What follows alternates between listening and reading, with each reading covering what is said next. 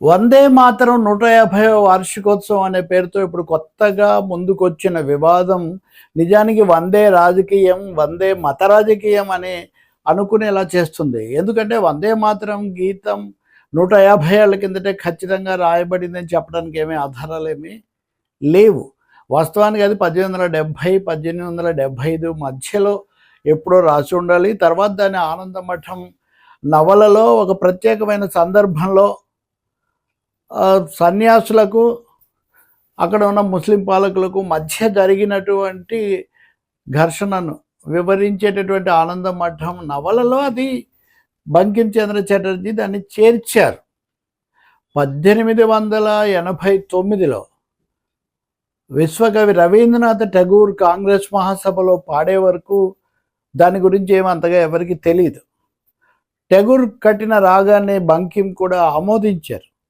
తర్వాత 1905, 1907 మధ్యలో బెంగాల్ విభజన జరిగినప్పుడు అప్పుడు స్వదేశీ ఉద్యమం చాలా ఉధృతంగా రావడంతో అప్పుడు ఈ పాట బాగా ప్రాచుర్యంలోకి వచ్చింది. వందే మాతరం అన్నది జాతీయోద్యమానికి, స్వాతంత్రోద్యమానికి ఒక పర్యాయ పదంగా మారింది.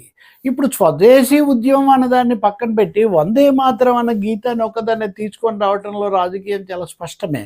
స్వదేశీ ఉద్యమం అనగానే గాంధీ, నెహ్రూ లేకపోతే అప్పుడున్న కాంగ్రెస్ పార్టీ నాయకత్వం ఇవన్నీ కూడా వస్తాయి. కాబట్టి బీజేపీకి, ప్రధానమంత్రి నరేంద్ర మోదీకి, ఆర్ఎస్ఎస్కు ఏమాత్రం వీటితో ఆసక్తి లేదు. వాళ్ళకి ఆసక్తి వందే మాతరం గీతంలో ఉన్నటువంటి హిందూ దేవతల పేర్లు, ఈ మతం అన్నది. ఎందుకంటే మోదీ గారు మాట్లాడుతూ దుర్గాదేవి పేరు వందే మాతరం నుంచి తీసేయడానికి నెహ్రూ కారణం అన్నారు. 1937లో భారత రాజ్యాంగ పరిషత్తు వందే మాతరం జనగణమన జాతీయ గీతమని, వందే మాతరం జాతీయ గానమని అన్నప్పుడు నెహ్రూ ఒక్కరే ఉన్నారా? ఆ రాజ్యాంగ పరిషత్తులో హేమహేమీలు, అధిరత మహారథులు అందరూ లేరా? మహాత్మా గాంధీ గారు కూడా అప్పటికి జీవించే ఉన్నారు కదా.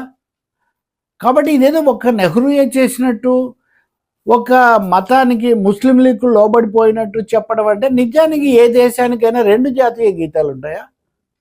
వందే మాతరం పట్ల ఉన్న గౌరవం వల్లనే ఆ పాటను నేషనల్ సాంగ్, జాతీయ గీతంగా చెప్పారు. ఏ దేశానికైనా ఒక జాతీయ గీతం, ఒక జాతీయ చిహ్నం, ఒక జాతీయ పతాక ఉంటాయి.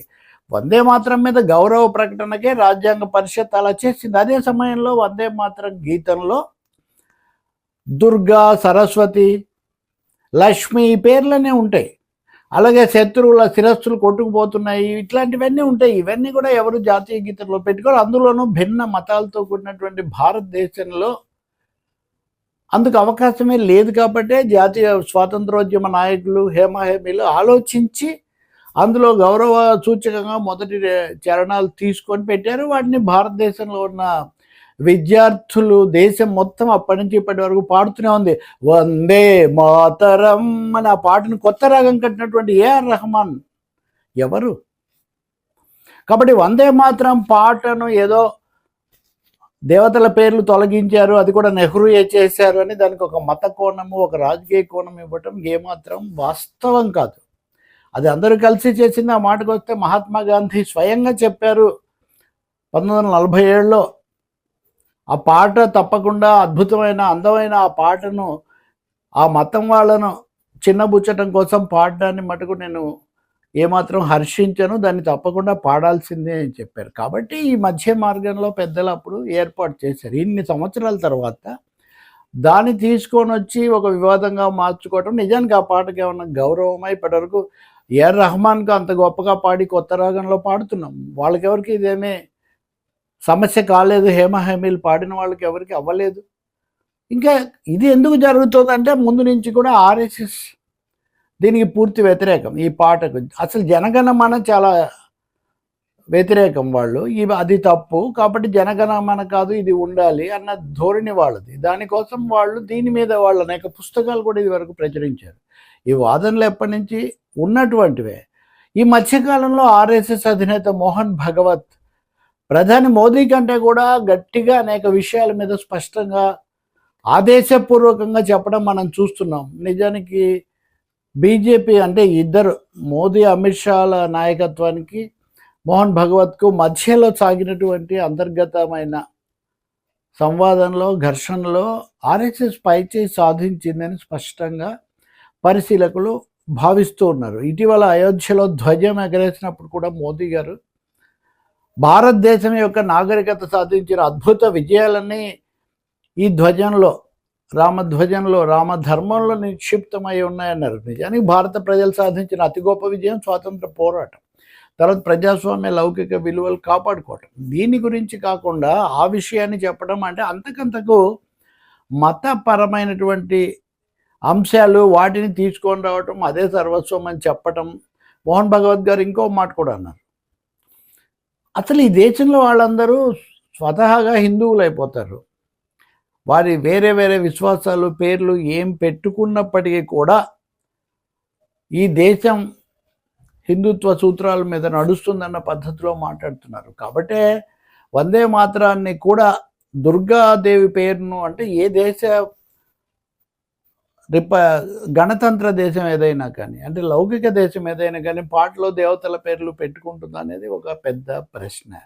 కాబట్టి ఎప్పుడైతే వాళ్ళు నెహ్రూను గురించి, కాంగ్రెస్ను గురించి కేంద్రీకరించారో, తప్పనిసరిగా కాంగ్రెస్, రాహుల్ గాంధీ లాంటి వాళ్ళు ఇటువైపు నుంచి వాళ్ళు ఆర్ఎస్ఎస్ను తీసుకొని వస్తారు. ఈ మధ్యలో వందే మాత్రం వివాదం కాస్త ఎటో పోయింది. అందుకనే ప్రియాంక గాంధీ మాట్లాడారు ఆ పార్టీ తరఫున.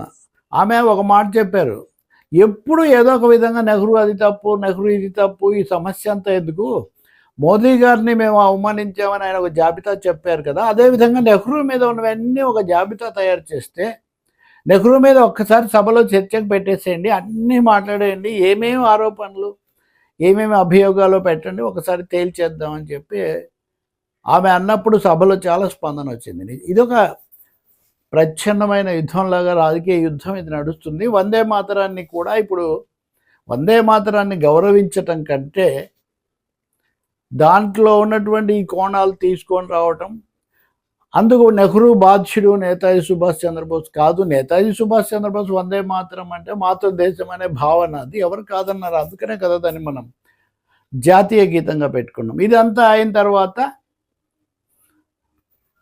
అసలు విషయం బయటకు వచ్చిందంటే, బెంగాల్లో ఎన్నికలు వస్తున్నాయి కాబట్టి పశ్చిమ బెంగాల్లో బెంగాలీలను ఆకట్టుకోవటం కోసం వందే మాత్రం బంకిం చంద్ర చటర్జీ అంటే వాళ్ళు చాలా సంతోషపడతారు అని. నిజానికి ఇప్పుడున్న రవీంద్రనాథ్ ఠాగూర్ కూడా బెంగాలీయే కదా. రెండోది, ఆ క్రమంలో బంకిం చంద్ర చటర్జీని కాస్త బంకిం దా అనడంతో అది బెడిసికొట్టే పరిస్థితి కూడా ఇప్పుడు ఏర్పడింది. మళ్ళీ దీన్ని ఎలా సర్దుకుంటారో మనకు తెలియదు. కానీ రాజ్యసభ చర్చలో అయితే అమిత్ షా గారు ఇంకొక అడుగు ముందుకేశారు. ఇదంతా ఒక వ్యూహాత్మకంగా సాగుతున్నటువంటి మతాల మధ్య రాజకీయం తప్ప, ఖచ్చితంగా చెప్పాలంటే 1857లో first Indian war of independence, ప్రథమ భారత స్వాతంత్ర సంగ్రామం జరిగింది. దానికి ఇప్పుడు 170వ వార్షికోత్సవం జరపాలి మనం. దానికి సిద్ధం కావాలి. నిజానికి అది 27లో వస్తుంది. దాని బదులు వందే మాతరాన్ని గురించి లేని ఒక సెప్టెంబర్ 7వ తేదీ అని కనిపెట్టి ఎందుకు జరుపుతున్నారంటే, భారత స్వాతంత్ర ప్రథమ సంగ్రామం అంటే అది హిందూ ముస్లింల ఐక్యత వల్ల జరిగింది, అందరికీ తెలుసు. అది ఖచ్చితంగా దాన్ని జరపటం ఇష్టం లేదు.